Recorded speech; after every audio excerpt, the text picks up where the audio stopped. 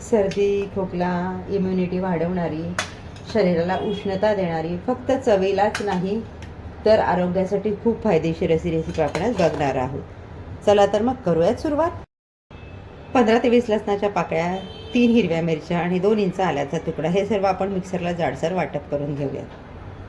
पाव किलो ओली हळद मी स्वच्छ धुवून घेतली आहे. हिच्या वरच्या साली काढून हिला किसून घेणार आहे.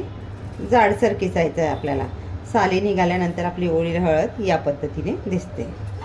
बारीक किस करायचा नाही आहे. या पद्धतीने मी जाडसर आपली हळद किसून घेतलेली आहे.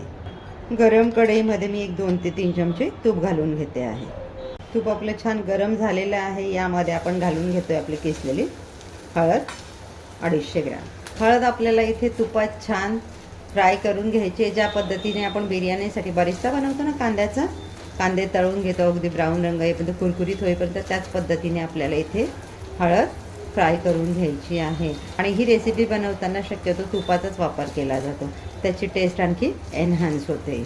हळद मुळातच उष्ण गुणधर्माची असल्यामुळे ओल्या हळदीचं सेवन शक्यतो हिवाळ्याच्या सीझनमध्येच केलं जातं.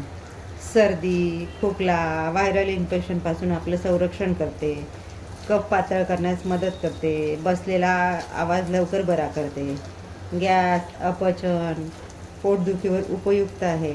शरीरातील विषारी घटक बाहेर टाकण्यास मदत करते. म्हणून त्वचा स्वच्छ तजेलदार व चमकदार राहते. शरीरातील सूज कमी करण्यास मदत करते. पण याचं जास्त प्रमाणात सेवन देखील त्रासदायक ठरू शकतं. गरोदर महिला किंवा रक्त पातळ करण्याच्या गोळ्या जे खात असतील त्यांनी अगदी प्रमाणातच त्याचं सेवन करावं. ओली हळद उष्ण गुणधर्माची असल्यामुळे याचं अतिसेवन शक्यतो सर्वांनीच टाळावा. भाजी जर करत असेल तर आठवड्यातनं 1 किंवा 2 वेळा तीही अगदी प्रमाणातच सेवन करावी.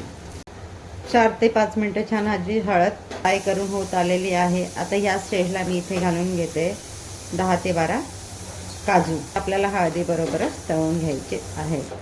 तर इथे एक गोष्ट लक्षात घ्या, हळद जर तळताना कच्ची राहिली तर भाजी कडवट लागते. त्यामुळे हळद अगदी मीडियम गॅसची फ्लेम ठेवून 6 ते 7 मिनटं छान कुरकुरीत होईपर्यंत तळून घ्यायचे. पण जाळायची नाही आपल्याला, ही काळजी घ्यायची.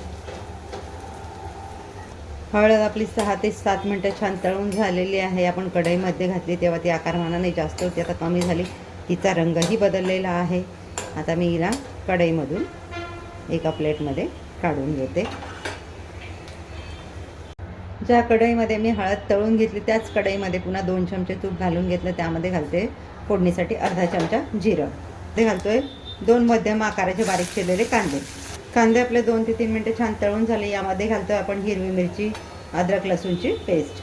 ती आपल्याला 1-2 मिनटं कांद्याबरोबर परतून घ्यायची. अद्रक लसूण मिरचीची पेस्ट घालून आपण छान 2 मिनटं तळून घेतला. तर यामध्ये घालणार आहोत आपण अर्धी वाटी ओले वाटाणे. वाटाणे घालून आपलं 2 ते 3 मिनटं परतून झालेलं आहे. तर यामध्ये घालते मी अर्धी वाटी बारीक चिरलेली पत्ताकोबी. हे आपल्याला एकदा मिक्स करून घ्यायचं आहे. या स्टेजला आपण ॲड करून घेतो पावडर मसाले. 1 चमचा लाल मिरची पावडर, 2 चमचा धणे पावडर, चवीनुसार मीठ. तुम्ही मिरची पावडर तुमच्या आवडीनुसार इथे कमी जास्त घेऊ शकता. तुपाचं प्रमाण देखील तुम्हाला हवं तर कमी जास्त घेऊ शकता. एकदा मिक्स करून घेऊयात आपण. मसाले मिक्स करून झालेले आहेत. आता इथे घालतोय 2 मध्यम आकाराचे बारीक चिरलेले टोमॅटो. छान सगळं मिक्स करून घेतलं. यावर झाकण ठेवून 2 ते 3 मिनटं आता वाफवून घ्यायचं. 2-3 मिनटं आपण याला छान झाकण ठेवून वाफवून घेतलेलं आहे. एकदा याला मिक्स करून घेऊयात. खाली चिकटणार नाही याची काळजी घ्या. कढई किंवा पॅन जे घेत असाल ते जाड बुडाचं घ्या या भाज्या बनवताना, कारण आपण या फक्त तेलावर किंवा तुपावर वाफवून बनवत असतो. तर यामध्ये घालते अर्धी वाटी दही. जास्त आंबट नसलेलं, मी ते फ्रेश दह्याचा वापर केला आहे. आपण यामध्ये ॲड करून घेणार आहोत आपली तुपामध्ये फ्राय केलेली हळद.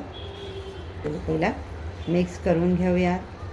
म्हणजे ही आपल्या या मिश्रणात घातल्यावर परत फुलून येईल. तुम्हाला इथे पाणी घालायचं असेल तर तुम्ही घालू शकता. मी पारंपरिक पद्धतीने बनवते म्हणून मी तिला तुपावर शिजवून घेणार आहे. आता इथे गॅसची फ्लेम अगदी कमी करून यावर झाकण ठेवून भाजीला तेल सुटेपर्यंत मी शिजवून घेणार आहे.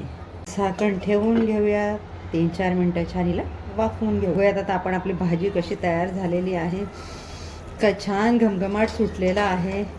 असं वाटतं की आत्ता प्लेट सर्व करावी आणि खायला बसावं.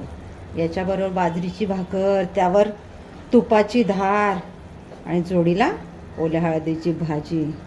काय मेन्यू आहे आजचा स्पेशल. या तर मग तुम्हीही आमच्यावर आजची डिश शेअर करायला. 2 मिनटं झाकण ठेवून वाफू द्याव्या आणि गॅस घालवून द्याव्या.